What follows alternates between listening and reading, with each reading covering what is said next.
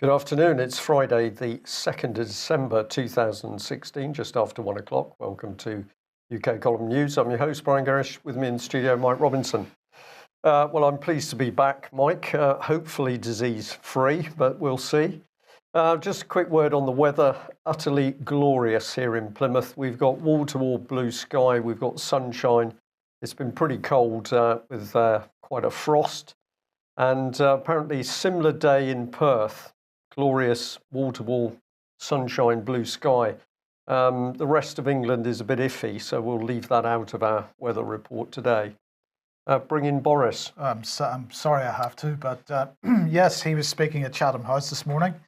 Well, apparently we have to redouble our resolve and defend and preserve the best of the rules-based international order. And this is really the theme, probably, of today's programme, Brian, the absolute panic and continuing sort of rhetoric coming out of the new elite, as they like to be known. David, did you know that we had a rules-based international order? Well, I heard that we used to have. I thought that ended probably somewhere around the Vietnam intervention, and certainly by the time we're destabilising Syria and Libya and the rest of the Middle East, I thought that we had rather passed that one by. Okay, well, let's see what else he had to say. He said, I believe Britain is a force for doing even more for a rules-based system, and we should not be nervous to do so. And he said, I believe that this country is overwhelmingly a force for good and potential to do even more. So I find that pretty incredible. Do you think we're a force for good, Brian? I absolutely don't. I think if we look at the track record at the moment, we've got a criminal British government that is a force for everything that's utterly bad and evil. But live, can I ask for some explanation as to the rules-based system and where has Boris got all this language from? He's not bright enough to have cooked it up himself, so this has come out of a think tank somewhere. What does he mean by it? Well, that's a very good question. Any thoughts, David? Well, this is a repackaging of George Herbert Walker Bush's New World Order speech, isn't it? That the New World Order was defined as the rule of law rather than the law of the jungle applying to the relationship between nations. Now, that all sounds very fine, but when you analyse it, it's not there because there is no acceptance as to the nature of the rule of law that applies. International law has always been about treaties between independent nations, and what this is basically saying is we will overrule the independence of those nations and have a supranational body defining how countries are to be run. That's what it really means. Well, indeed, and of course the point about a rules-based international order is that you don't have the rule of law, you've got rules, and the rules are made up by whom? That's exactly it. The rules are made up by question mark. An elite. An elite, right.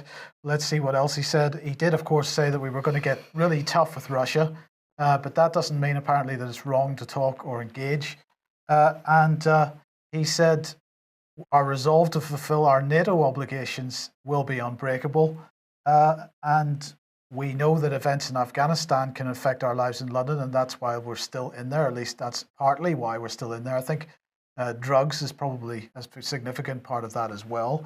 And he ended up by, well, he didn't end up, but he also mentioned that if they want to do that, this is the EU, if they want to build an integrated EU military, then that's absolutely fine. So there you go, Brian. He just doesn't tell his audience that, of course, UK is to be a key part of that European military. Okay, well... Quick question, Mike. Yes, go for it, yes. What is our war aim in Afghanistan? Because I thought we went in there to get Osama bin Laden, and then I thought we went in there to make sure that schoolgirls got education. And then I thought we were in there to create peace and harmony and democracy in Afghanistan. Is it now, because if we're not there, they'll attack London? I just need to keep up. Well, I think the bit we can add is yesterday we showed that the British government was boasting that because of £1 billion it had to spend in conflict areas or areas of uncertainty, it was priding itself on the fact that taxes in Afghanistan had gone up from a mere few $200 million to $2 billion. So a country which is predominantly immensely poor, Britain is boasting that we've been into Afghanistan and we've now increased the tax base from a few $100 million to a couple of billion. So I think we're there to raise taxes, and Mike would say this is all part of the drug industry, which we are clearly helping to propagate. Absolutely. Well, that's good news. Thanks for that. It's been long traditional to have wars over taxes, including the American Civil War. So it's good to keep up these traditions. Absolutely, absolutely. Well, let's keep up the tradition by mentioning British foreign policy and Mosul. We were talking about the Mosul hypocrisy yesterday. In fact, we've been talking about this over the last few days. So no particular information about this at this point in time. I just wanted to highlight the fact that Frank Baker from the Foreign Office and Rory Stewart, Florence of Arabia. Florence of Arabia. Yes. They weren't sure whether he was a girl or a boy when apparently in Westminster. Yes, so Florence of Arabia and Frank Baker are over in Iraq telling the Iraqis what a great job they're doing in Mosul, getting rid of ISIS. So that's fantastic. Now, look, we were talking about the foreign policy of the West a second ago, and I just want to remind everybody about this. The Peace of Westphalia. Now, this was the subject of Alex Thompson's talk at the British Constitution Group conference, and I want to just read out the first clause of that, that there will be a Christian and universal peace and a perpetual, true and sincere amity, that this peace and amity shall be observed and cultivated with such sincerity and zeal that each party shall endeavour to procure the benefit, honour and advantage of the other, and thus on all sides we may see that this peace and friendship flourish by entertaining a good and faithful neighbourhood. And this Westphalian order is what nation states have been about for the last few hundred years. And this is the foreign policy and the order which Tony Blair, when he was leaving Parliament, said was already outdated, and this is what they've been fighting against. Now, I wanted to highlight once again a quote that President Xi of China made some time ago, saying, "History tells us that the law of the jungle isn't the way of human coexistence. Every nation should obey the principle of equality, mutual trust, learning from each other, cooperating and seeking joint benefits for the construction of a harmonious world, sustained peace and joint prosperity." And those words are so he's clearly echoing the Westphalian position here, and not the sort of globalist position of this new rules-based international order. Yesterday, they have published this document, the Chinese, this is The Right to Development, China's Philosophy, Practice and Contribution. And something that they're saying here is that the right to development must be enjoyed and shared by all peoples. Realizing the right to development is the responsibility of all countries and also the obligation of the international community. It requires governments of all countries to formulate development strategies and policies suited to their own realities, and it requires concerted efforts of the international community as a whole. China calls on all countries to pursue an equal, open, all-round and innovative common development, promotes inclusive development, and creates conditions for all peoples to share the right to development. And of course, development is something that the West, David, has absolutely refused to allow so-called third world countries to do, because of course if they develop, they would use the raw materials that we want to steal from them. So it strikes me as interesting how Western nations like Britain and the United States are moving from the notion of being free towards totalitarian regimes, whereas China, which we all recognize has been a totalitarian regime, seems to be moving in the other direction. Well, quite. The direction of travel is certainly reversed in the last few years since the wall came down, I guess. The attempt to use the fake global warming hypothesis to prevent development in parts of the world which are currently undeveloped or underdeveloped, and hence to confine millions born and not yet born to an early death via starvation and disease, and hence to reduce the population of the planet, seems to me to be one of the most anti-human, anti-man, and cruel policies that has ever been concocted. And yet it is the settled international will, it is the rules-based approach to international diplomacy. It's very encouraging to see some countries which have enough about them to tell the truth and have enough confidence in their own position to ignore the international howls of protest, speak out against this. Now, in the chat box, Mass Passive is suggesting that these are just words, that they sound good, but it's not the real world. But I would argue that, in fact, if you look at what China's doing, and we can be cynical about this if we like, but if we look at what China's doing to promote the development of other countries, it's not just about words. Yeah, I mean, China's got its problems because they're still wedded to major elements of the communist ideology that is, excuse me, causing them a lot of problems. They're going to have economic problems as well arising from that. But the direction has been hugely positive. Look at the increase in life expectancy, the increase in living standards across huge swathes of the globe, and it's coming from development. Absolutely. Okay, well, let's move on to your Glasgow meeting. You had a great meeting. It was very good indeed, yes. A packed hall again. There was about 70, 75 people were there, standing room only. And there were three speakers, myself, there we go, plus John Smith speaking on commercial liens and how he has been fighting back against fraudulent behaviour from people in authority, and the refusal of the court system to address the fraudulent and criminal behaviour and incompetent behaviour. So he's been doing that through a non-judicial process via the commercial lien. So that was an extremely interesting talk. I know a lot of people there were wanting to explore that further with him. And then we had Robert Green, who came up from Warrington to speak to us, and he rather wowed the audience, I would have to say. And they were all delighted to see him looking so well and speaking so well and so bravely. It was a good night. There was quite a bit of discussion in the chat box yesterday about Robert's impending visit from the bailiffs. Can you give us an update on that? Well, they haven't been yet. There's a lot of kind of strange, unknown elements to this. One of the oddest is who is actually pursuing him.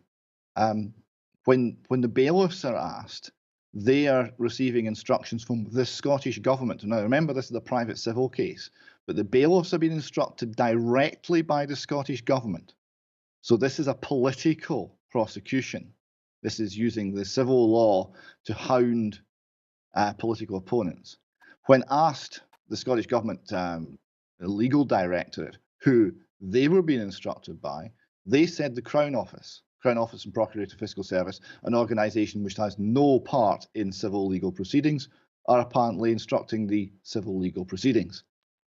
And then when asked who exactly in the Crown Office was at the heart of this, so we could follow the chain further up, the person, Shona Bathgate, the lawyer for the Scottish Government, got extremely nervous and refused to answer the question. So we don't really know who's doing it. And we don't really know too much about what will be done or when it will be done, because so much of it's in secret. They went to the High Court and got an order against Robert. Robert never knew anything about it. He wasn't informed. He had no opportunity to defend his position. Quite ridiculous and completely opposed to the laws of natural justice. David, correct me if I've got this wrong, but I understood from Robert yesterday that he'd challenged the bailiff company on what was actually going on, and they had said to him, well, actually this action is coming from Eilish Angelini, but it's being fronted by the Crown Office of Scotland. And this is if this is true, this is a very interesting situation because, of course, Robert has the letter from the Crown Office where they say that they have no power to act or intervene in civil cases. So if you put these little bits of jigsaw together, it would appear that Eilish Angelini is able to use what friends that she's still got within the Crown Office to do her bidding, or is something more sinister going on? Is this some sort of criminal enterprise operating within the Crown Office? Well, the rule with the Crown Office, Brian, is if you can imagine it, they are up to it. The Crown Office is organised crime. But in terms of Angelini, she came after Robert for this money now several times, twice before with her own private firms of lawyers, different firms. So when Robert successfully defended his position, she would come back later with a new legal firm. And now she's now using the legal resources of the Scottish Government, it would appear, in some indirect manner to do this. Is this the fact that these actions require shall we say, an incomplete briefing of the legal team in order to move them forward? We don't know. We really don't know what's happening. But it seems to be, it's all the smell of corruption. Why is the Scottish Government involved in this? It's a private civil matter. The Scottish Government should be within 100 miles of it. Thank you. Indeed. Right. Well, look, getting back to the meeting then, what were you discussing? Well, yes, my sort of theme was how the cover-up works, and I was looking for an example of exactly what is going on and how the all aspects of society seem to accept certain lies or promulgate certain lies. And the example I came up with was the reporting of the Stalin period in Russia. Now, this was revealed by Malcolm Muggeridge, who said the following. He said, wise old Bernard Shaw, high-minded old Henry Babus, the venerable Sidney Beatrice Webbs, Andre Gide the pure in heart, and Pablo Picasso the impure, down to poor little teachers, crazed clergymen and millionaires, drivelling dons and very special correspondents like Durante, all resolved, come what might, to believe anything, however preposterous, to overlook nothing, however villainous, to approve anything, however obscurantist and brutally authoritarian, in order to be able to preserve intact the confident expectation that one of the most thoroughgoing, ruthless and bloody tyrannies ever to exist on earth could be relied on to champion human freedom, the brotherhood of man, and all the other good liberal causes to which they had dedicated their lives. Now, this was spot on and referred to, the reference to Durante was a reference to the Washington Times correspondent who was originally born in Liverpool, an Englishman. He was the Washington Times bureau chief in Moscow during the Stalin show trials. New York Times, David? New York Times, yes, it's the New York Times. Yeah. During the Stalin show trials, during the purges, and during the famines caused by Stalin's policy to depopulate the Ukraine and to eliminate private landholding amongst the farming community. And he covered it all up. He lied. He lied so effectively they gave him the Pulitzer Prize. So he was, in the 1920s and 1930s, he was fake news. Right. So it's not new.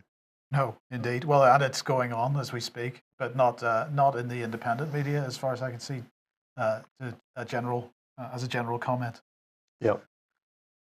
Okay. Right. Let's bring in John Hurst. We had a report from John Hurst's court case yesterday, magistrates court case. Now, we understand that John's been given a 2-month suspended sentence. He's got to pay 5% of his outstanding council tax sum per month. But the significant thing is he has been given leave to appeal this case on points of law. And John was very happy with this outcome because, of course, he said if he won his case in the magistrates court, it had no standing as a law because it didn't represent a precedence. However, if this now moves forward to a higher court, there is the option of winning and putting a marker down. But of course, if we remember what John is doing, he's saying, I don't see why I should be paying my council tax, as this money is being used to support wars and terrorism. And some of it is also being fraudulently withheld from the purpose to which it was designed, which was helping the public. So that was a good outcome yesterday, but we've got to wait and see when the follow-up case will take place, and of course how that actually goes with John. But this is yet another case, of course, where the authorities are now being actively challenged, and I think these people must be realising now that the wider public are waking up to the overall scam of the system of taxes. Yeah. I don't know what you'd say about this one, David. Well, it's extremely brave to fight them on taxes, because that's the area that the people who oppress us most need. Because what they do is they bribe us with our own money. It's a wonderful trick, and that's how they remain in authority. It's the ability to tax. That is really the whole game. So anyone who challenges the authorities in this area has my enormous respect. And of course, when you look at things like, is there a contract? There is no contract. There's no valid legal contract. And what there is muscle and might and threat. Absolutely. Yeah. Right. Potentially controversial subject, David, but you wanted to cover this because the BBC promoting Elton John and David Furnish and saying that everybody needs to be getting HIV tests immediately. Sorry, because Elton John says so, Mike? Yes. Well, the government is mainly saying this, and of course Elton John is the poster boy for it. And the government saying that, you know, tens of thousands of people, David, are running around the country with undiagnosed AIDS, and so we've therefore all got to get this done as quickly as possible. What are your thoughts? Well, first of all, I'd point out that there are certain things that I can say about Elton John that you can't say because you're in England, and there are various injunctions and things preventing free speech regarding Elton John in England. So therefore, you can't say it on this program. And make sure I say nothing inappropriate. Yes. Okay. The idea of Elton John as a poster boy seems somewhat bizarre, and I was really struck by the fact that here we have Elton John giving medical advice to the entire nation and apparently leading the setting of medical policy for the United Kingdom. And I would suggest that he is in no way qualified to do any of these things, and I'm surprised that the BBC would even give him airspace to put these ideas forward. But apparently he's worth listening to, according to the BBC. And they talk about wanting to promote HIV testing on blood samples. So if you're in certain areas of England and you go in and they take blood, they will automatically test for HIV. And this is going to be a good thing and stamp out the disease. Now, there are many strange things about this. It's a very political disease, and the book that I'd like to recommend here is called "Inventing the AIDS Virus." It's by a top American virologist and researcher called Peter Duesberg. He was at the top of his field. He was absolutely at the top of his field until he came up with an opinion, a hypothesis, a scientific hypothesis that did not suit the mood of the time. His hypothesis is that HIV has nothing to do with AIDS, that AIDS is caused by drug taking, and the reason that it's prevalent amongst IV drug users and people who engage in the fast-track homosexual lifestyle, which involves a lot of drugs as well, is because it's a drug-induced failure of the immune system, and that's what we're dealing with. It's a very interesting book. It's quite a thick book. I've got a copy there. It's quite a heavyweight piece of work, but it's absolutely fascinating, beautifully written, precisely written by one of the very finest minds in his field. It explains why the nature of AIDS is different in Africa from the West. It explains why sexually transmitted disease rates are spiking, but HIV rates are not. It has a great deal to recommend it. And it points out that there is no, the introduction from another scientist, a chemist who's a Nobel laureate, points out that his way into questioning this orthodoxy was when he asked the question, which scientific paper proves that HIV is a probable cause of AIDS? And he asked for years and he never got an answer because the paper does not exist. The citation does. But David, we're not really surprised that the BBC should feel it needs to use Elton John, are we? The BBC and Elton John, well, what a combination. You have a whole lot of things to do with covering up of allegations made of Elton John. You have media manipulation. You have a particular view of the world which is put forward, and truths which are suppressed often by legal means and legal threats. And in all of this, the BBC is not only complicit, but seems to be happily complicit. Just a final comment. We should probably point out that was the Victoria Derbyshire show. Is that correct? That was the very same show who covered the sexual assault of boys in football clubs just the other day, and memorably or infamously covered the Ricky Dearman set up and produced the Ricky Dearman interview, where he denied everything regarding the Hampstead abuse case. But the BBC, despite showing him through soft focus, weeping into the lens, omitted to tell the audience that he was an actor. Yes, indeed. Okay, Scotland then, devolution. Here we've got David Mundell, who's the Scottish Secretary. Well, what's he talking about? Well, we've now devolved tax-raising powers to Scotland. You'll be pleased to know, David. I know you're particularly pleased about this. So NIPI can now raise taxes from you directly. And with these landmark powers, he said, over income tax, the Scottish Parliament will become one of the most powerful devolved parliaments in the world. That must give you a warm feeling. Well, you would think it would send a shiver down my spine, the idea that NIPI can reach directly into my wallet and take out £20 notes whenever she feels like it. But, you see, there are limits, because there's actually very little that NIPI can do without losing support in Scotland, because there is no appetite in Scotland for giving any more money to the government in that regard. It's just like England. And of course, England is the place where many people will move if Nicola decides to put up taxes to any significant degree. So the freedom of movement gives us a lot of protection against the more grasping aspects of our wise political overlords. Well, you do get the power to raise your own taxes, but you're not getting any special deal for Brexit, according to Philip Hammond. And he, of course, was up there meeting NIPI. And he said that is Britain going to accept the 62% Remain vote in Scotland? And he said this is a UK issue, and the will of the people of the UK was to leave. And we're clear that we can't have a different deal or a different outcome for different parts of the UK. We have to work together as a United Kingdom now to get the best possible deal with Europe, and then make our way in the world as a United Kingdom to the benefit of all parts of the UK.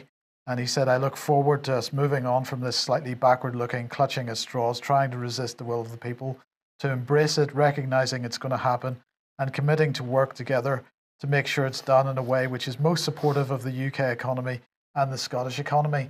So, with that in mind, then, because we are leaving, Brexit means Brexit, and we're definitely leaving.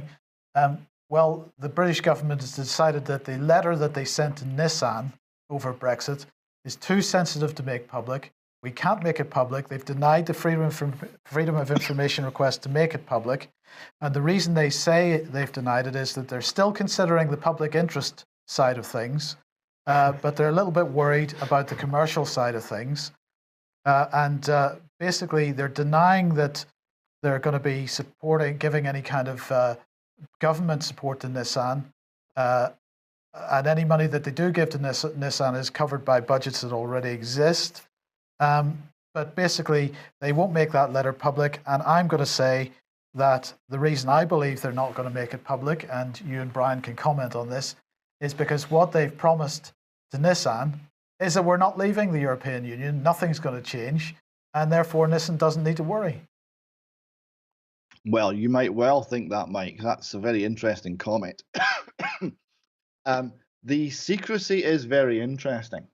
Um, the points by Mr. Hammond were, of course, all correct, and just an illustration of how disconnected from reality Nicola Sturgeon's government is over this matter, where she's trying to pretend that there can be some sort of border introduced because we are staying with the EU, and you independent-minded English are going your own way. No, it was a national vote, and whatever happens, good, bad, or, and I think the smart money is on indifferent, we'll all be in it together. Yes. Well, I think just my comment on it is going back to the late 70s. I remember meeting a gentleman who was working at the time for Leyland, and he was telling me how the Leyland staff were just stunned at how their technology was just being hoovered out of the country and out of the company and freely given to Honda. And while we can recognise there were certainly weaknesses within the Leyland car production, quality in some areas being part of that, they had a whole raft of technologies which were world leading at the time, transverse engines and various couplings. But of course, this was the start of Britain's technology simply being given away to other countries so that the car industry could ultimately be shut down in UK. And I find it fascinating to see that here's the government having secret deals with another Japanese car company. The most significant advances in car technology in recent years is anti-lock braking systems. That whole system, that whole technology was invented by a British Leyland engineer. Yeah. We need to do a separate programme on some of that, Yeah. the assault on Britain's manufacturing industry. Well, let's have a change of subject. And Donald Trump has been touring America to say thank you, thank you, thank you. And he said as part of his speech at Cincinnati, Ohio, we will destroy ISIS. At the same time, we will pursue a new foreign policy that finally learns from the mistakes of the past. We will stop looking to topple regimes and overthrow government, folks. So I found that a very interesting statement, that there'd apparently been a few mistakes in American foreign policy. We have toppled a few governments, but it was a complete accident. We don't know how it happened. It was just a bit of a mistake. But we're going to change the way we do things, and we're not going to mistakenly topple governments. So I wonder what was in Mr. Trump's head, and we're seeing now him assemble his advisors around him, and I thought this was an interesting place to go. And this is actually the Telegraph, and I encourage people to go and have a look at this Telegraph article. I should have a label on it. It is the Telegraph. And they'd listed out some of his new team, so I thought we'd have a look at a couple of them. So we've got General James Mattis, who's come in as the Defence Secretary. Let's have a look at this man. Now, he's known as the Warrior Monk because he's unmarried. He has apparently a huge library on war, but rather a controversial figure. These are some of the things he said. Marines don't know how to spell the word defeat. And be polite, be professional, but have a plan to kill everyone you meet. So this seems to be like a quality Defence Secretary. We can give you a bit more. Here it is. It says a voracious reader with a personal library of more than 6,000 books. And he's a student of anybody who's written on the subject of war, including the Bible, and apologies for a little bit of text which shouldn't be there. It also says it's fun to shoot some people. I'll be right up there with you. I like brawling. And these were remarks he made in a Californian panel discussion. So he's a warrior monk. He's a loner that reads books on war, and he thinks it's fun to kill people. But Trump's pretty confident that there's not going to be any more mistakes about toppling governments. Good stuff. David, this is La La Land, fantasy land. It's The Simpsons, which has become rules-based foreign policy. And we will see, I suspect, the gradual erosion of the delight that greeted the election of Donald Trump. Delight that it wasn't Hillary Clinton who was completely controlled by Wall Street, and completely controlled by the military-industrial complex, and was angling to start a shooting war with Russia. And so we got someone who was going to shake things up a bit. We got a wild card. We got something that would get some form of change. And I think that's what the Americans actually voted for, was please change something. Let's have enough of this. Yeah. But we've got Mad Dog running the defense department, and we've got a Goldman Sachs executive running the Treasury department. So it's not looking good, Brian. That's absolutely true. I think, here we are on this slide. We can just bring in bottom right. We've got Stephen Mnuchin, former Goldman Sachs partner. So, I mean, these are clearly the people that you need to be helping to put together a good US. The banks don't make any money out of wars, so that all fits, really, I think. Sorry, a little bit of sarcasm creeping in. Well, I'm suspicious, so I went looking for defence. I also went looking to see who was going to educate the forthcoming generations of American children. And here she is, the Education Secretary, top right, Betsy DeVos. She's labelled by the Telegraph as an entrepreneur and philanthropist. Always good words, so let's have a look at her. Here she is. This is her website featuring herself. I didn't have to go far into this to get an idea of what this lady is about. Let's bring up some of the initial comments. She's a proven leader, an innovator, a disruptor. So here we've got classic language and an advocate in education, in business, in politics. Betsy has been a pioneer in fighting to remove barriers, to enact change, and to create environments where people have the opportunity to thrive.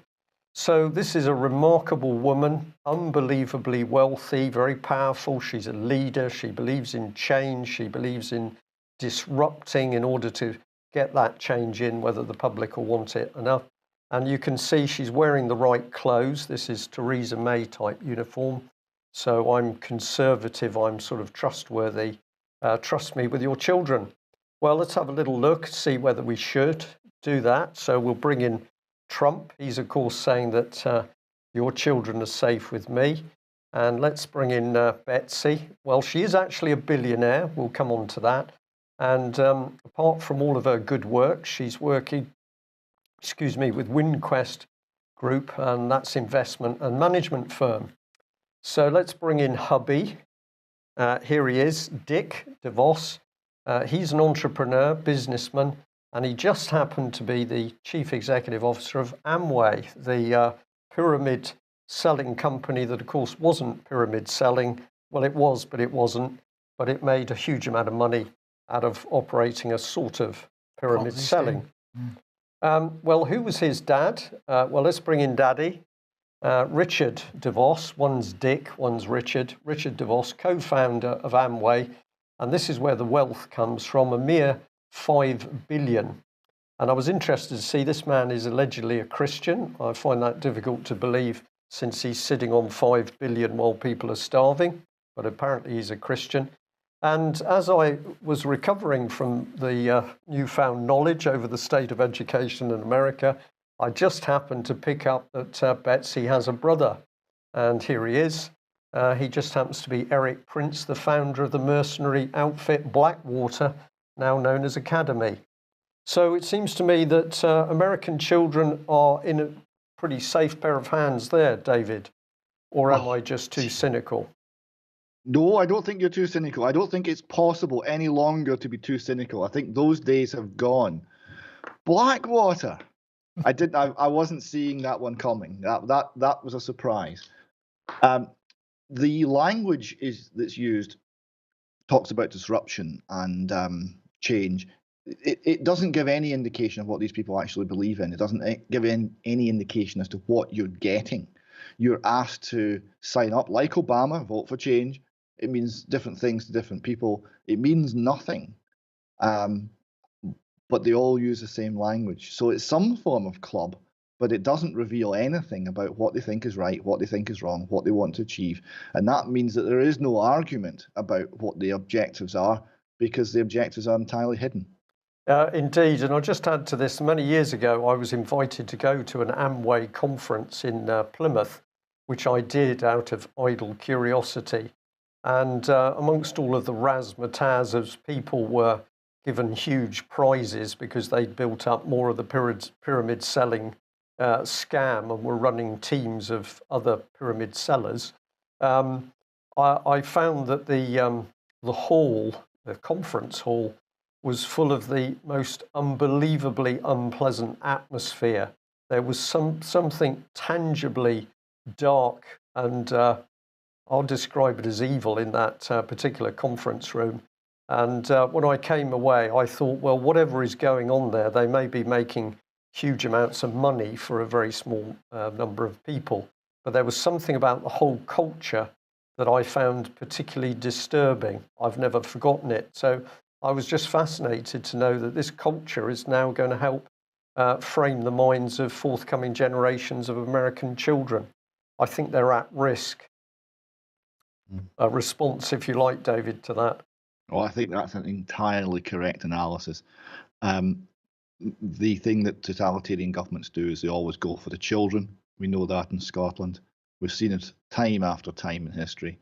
And we need to be watching very carefully what's coming on and showing that there are other options and taking those other options. Indeed. Well, I've had this slide on many times before, but let's bring it on. This was the year 2000, and it's Tony Blair, who, of course, has now been cleared of all wrongdoing. He's just an ordinary political party representative working in our best interests. But in 2000, he said that he had a vision of a new Britain. Central to this vision is the creation of a new class, a new elite placed in positions of authority who will propagate the new spirit of the age and spread the principles of the third way across Britain. And we've just been talking America. It's exactly the same system, America or Britain.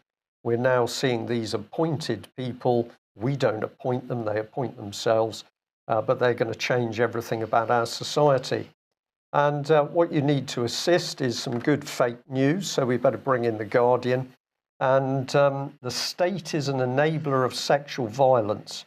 So what hope for the victims? Well, I saw the headline and I thought, is The Guardian going to be talking about children who are abused by members of the political elite or the establishment?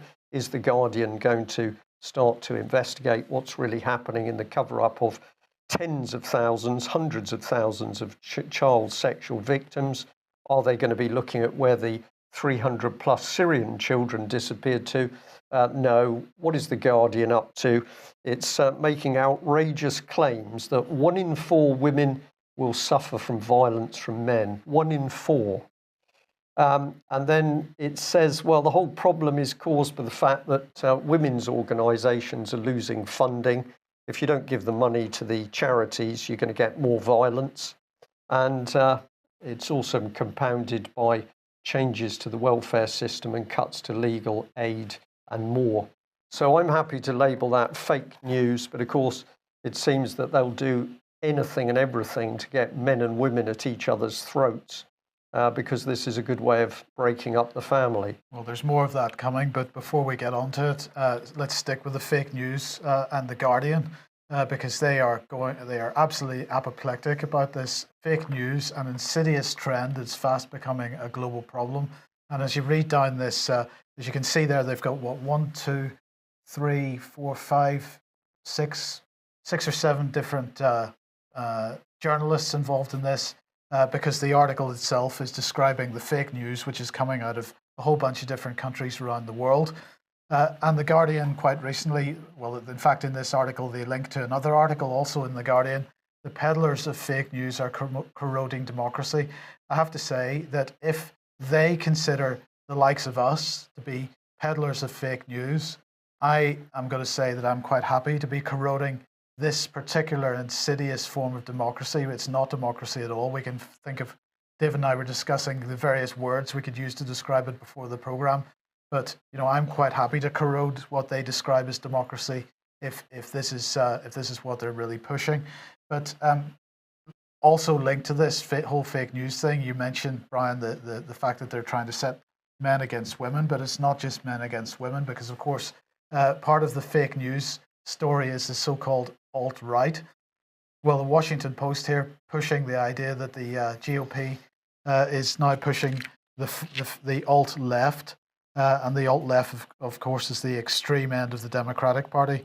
And so we've now got the alt-right and the alt-left, but it's not just in the United States that we're dividing people, because this was a pretty incredible, also in The Guardian, a pretty incredible article from Michael Mansfield QC, and he's saying why our 21st century democracy needs the spirit of 1647. Now, of course, 1647 was the height of the British Civil War, the English Civil War, which culminated in cutting the head off a monarch. Well, if that's what he's proposing, then maybe I could see that there's some people who would have some sympathy with that under the circumstances. But nonetheless, he's saying that, well, I'll just read the first little bit. He says, the imminent Article 50 hearings in the Supreme Court should herald a debate for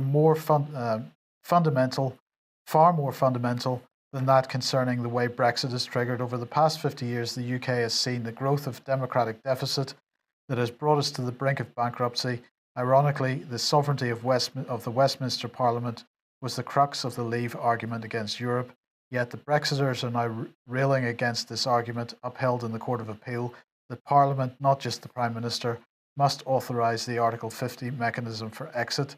And so he goes on, and he describes how Parliament is sovereign, and that we've got an uncodified constitution, that we have an antiquated remnant of absolute monarchy, which is the royal prerogative that can be invoked where secondary legislation avoids proper scrutiny, and so he goes on. So he makes some reasonable points, but at the same time, he's not really coming from what might be a reasonable point of view. For example, he's calling for constitutional reform. He's calling for a national convention on the Constitution, and of course, he's citing exactly the types of groups that we would not want to be involved in that constitutional convention. For example, Compass, Open Democracy, Unlock Democracy, Assemblies for Democracy, the Green Party. And then he goes on to say that in 1688, a combination of parliamentarians and the Dutch monarchy overthrew James II to establish the supremacy of Parliament, especially in matters of taxation, appointments, royal succession, and the right to wage war. The 1689 Bill of Rights set the seal on these developments: free elections, freedom of speech in Parliament, regular parliaments, and the norm of governance by consent. It doesn't mention the right to bear arms in our own defence. And then he says, now is the time to reach back into history and stem the advance of the new elite. Nothing should be off the table. The monarchy, the House of Lords, the relationship between the constituent parts of the UK, our outdated voting system. Questions about all this have been floating around for a long time, but rarely has the need to address them been so urgent. We need to create a democracy fit for the 21st century in which the power of the people predominates over the people in power. So some good points, some not so good points, but overall, I thought it was pretty interesting that a senior QC in Britain, David, is invoking memories of the Civil War at a time like this. Yes, and somewhat sinister as well. The Cromwell approach to civil liberties is not, I think, the model we want to be going with. It was centralising, it was top-down, it was oppressive. There's a pretty little loch not far from where I'm sitting that is only a body of water, because that's where Cromwell camped his army. And the local landowner was so affronted that Cromwell had put his army there that when the army left, he flooded the field and turned it into a lake. So he never had to look at it again. I think that sort of commitment to individualism is what we need, not more Cromwellian central control. I would also point out a couple of things you said earlier on the fake news. Anyone who's interested in what is actually the situation with domestic violence should read Erin Prizzy. She's the person who founded the first women's shelter in London. She's suffered death threats and years of intimidation because she will not buckle to the approved line on this. and instead speaks the truth. And what she found was when there was violence in the home, about a quarter of the time, the man was violent towards the woman. About a quarter of the time, the woman was violent towards the man. And about half the time, you had chaotic homes in which violence was mutual and frequent. And that was the reality that she was dealing with, not the liberal agenda that's been put forward. And the other thing, and just to finish off on fake news, I thought it reached the absolute pinnacle of fake news when the Washington Post reported Russian propaganda helped spread fake news during the election. Experts say. That was the headline. A flood of fake news. This election season got support from a sophisticated Russian propaganda campaign that created and spread misleading articles online with the goal of punishing Democrat Hillary Clinton and helping Donald Trump. So it's all the Russians. Yes. Okay. Well, look, we're totally out of time, but let's just quickly end on this. I mean, it could be argued that the Foreign Office perhaps should be looking outside the United Kingdom, and maybe this is understandable, but nonetheless, it is quite amusing that the Twitter team doesn't seem to recognise landmarks in their own country. Yes, the Queensferry crossings, a bridge too far for the Foreign Office here. This was Design is Great, talking about the new Queensferry crossing and showing the original Forth Bridge, which was completed in 1890. So there we go. I suppose at least they got the right country. So for the Foreign Office, that might be viewed as a win. Yes. Okay. Well, that picture brings back lots of happy memories being based in Rosyth there, David. So thank you for that. I think I know those bridges, at least from the seaward side, pretty well. There was a stunned silence. It's a very nice part of the world, and and actually it was the bridge they showed there, although it was the wrong bridge. That Forth Bridge, that was the moonshot of the 19th century. It was a new material. It was a bigger span. It was the greatest single engineering advance, really ever in the history of structural engineering. So it's worth showing, but we should try and get it right, lads. Yeah, it's true. Okay, that brings us to the end of today's news. David, thank you very much for joining us. Thank you to all our viewers and listeners. If you're not yet a subscriber of UK Column, please consider joining up to help us. We do need your support, and we need continuing financial support to enable us to do what we do. We would also like to expand the range of programs and documentaries that we're currently undertaking. We hope we'll have some news on that for the new year. But if you're not a supporter, please consider making a donation or taking out that subscription. We'll be back same time on Monday. Thanks for joining us. Bye-bye. Bye-bye.